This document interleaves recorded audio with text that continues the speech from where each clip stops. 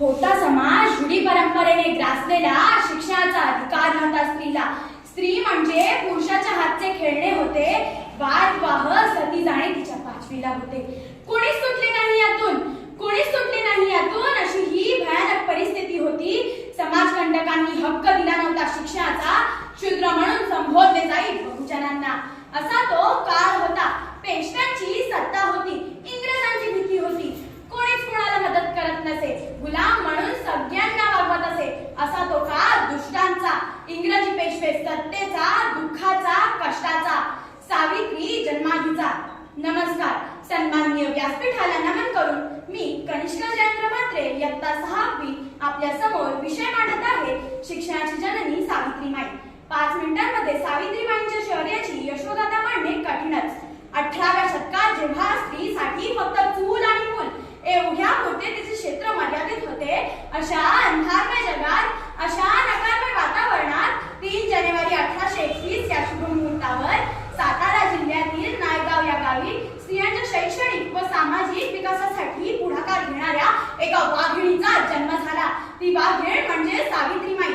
सावित्रीबाईंनी शिक्षणाचा वसा घेऊन मुलींना शिक्षित करून त्यांना जगण्याचा नवा मार्ग दाखवला.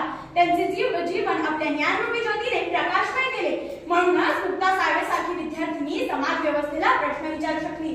म्हणून मला म्हणावेसे वाटते की शिक्षणाच्या स्वर्गाचे जिने उघडले दार, शिक्षणाच्या स्वर्गाचे जिने उघडले दार, तीच सावित्री आज जगात शिलेदार, तीच सावित्री आज जगात शिलेदार. स्त्रिया जसं बाकीचे व्रत वैकल्ये अगदी मनोभावे करतात, अगदी तसेच जर सावित्री विचारांचे पारायण केले तर स्त्री एक ज्वाला म्हणून पेटून उठेल. आजची स्त्री ज्या ज्या स्थानावर कार्य करते आहे त्या सगळ्यांना योगदान माझ्या सावित्रीचे ठरते. विद्येविना मती गेली, मतीविना नीती गेली, नीतीविना गती गेली, गतीविना वित्त गेले, वित्ताविना शूद्र खचले. इतके अनर्थ एका अविद्येने केले, इतके अनर्थ एका अविद्येने केले. सावित्रीबाईंनी स्त्रियांनाच नव्हे तर पुरुषांनाही त्यांचे जडत्व आणि मूर्खपणापासून दूर केले. आजही आपला समाज जातीभेद, विषमता, अंधश्रद्धा, रूढी, परंपरा, शोषण आदीशी झगडत आहे. सावित्रीबाईंनी त्या काळात याविरुद्ध आवाज उठवला. आपण त्यांची प्रेरणा घेऊन आजच्या युगात त्यांच्या विचाराने वागायला हवे. सावित्रीबाईंच्या विचारांची गरज आजही 21व्या शतकात आहे. आपण अमाप गोष्टी वाचतो, पण आजची जी स्त्री उभी आहे त्याचा भक्कमपाया कोणी रचला हे मात्र समजून घेत नाही. हा भक्कमपाया रचणारी माझी सावित्री आहे. त्यांच्या विचारांवर जर आपण चाललो तर नक्कीच समाजात बदल होणार.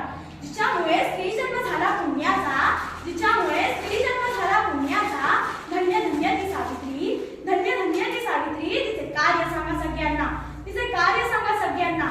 1 जानेवारी 1848 मध्ये महात्मा ज्योतिबा फुले आणि सावित्रीबाई फुले यांनी विनेवाड्यात मुलींसाठी पहिली शाळा काढली. मोफत शिक्षण मुलींना सुरू केले. नवीन परिवर्तन सुरू झाले. सावित्रीबाईंनी कधी जात धर्म, मुलगा मुलगी असा भेद पाळला नाही. त्या सगळ्यांना समान मानायच्या. गोरगरिबांसाठी शिक्षण सुरू झाले. त्या काळात फक्त उच्चवर्णीयांना शिक्षण मिळत असे. गरिबांची शिक्षणाची कोंडी ज्योतिबा सावित्रीने फोडली. झिरपत येणाऱ्या शिक्षण पद्धतीला आव्हान देत ज्योतिबांनी आपल्या कृतीने हंटर कमिशनरला विचार करायला भाग पाडले. फुले दाम्पत्याने एकूण 18 शाळा गोरगरीब, दलित, अल्पसंख्याक इत्यादींसाठी काढल्या. गोरगरीब, समाजहित दक्ष अस्पृश्यांना शिक्षणाच्या प्रवाहात आणून सावित्रीबाईंनी न भूतो न भविष्यती असा इतिहास घडविला. त्यांनी अनेक कविता लिहिल्या. त्यांचा काव्य फुले हा कविता संग्रह प्रकाशित आहे. त्यांच्या समाज जीवनाचे आकलन खूपच प्रगल्भ होते. हे शैलजा मोळक यांच्या क्रांतिज्योती सावित्रीबाई फुले या पुस्तकात दिसून येते. संसाराची वाट त्या अभंगात त्या म्हणतात, माझ्या जीवनात ज्योतिबा स्वानंद, माझ्या जीवनात ज्योतिबा स्वानंद, जैसा मकरंद कैतला, जैसा मकरंद कैतला. या अभंगात त्यांच्या सुंदर काव्यस्वरूप भाषेचे दर्शन होते. शेवटी जाता त्या एवढेच म्हणेन की स्त्रियांच्या शिक्षणाची खरी सावित्री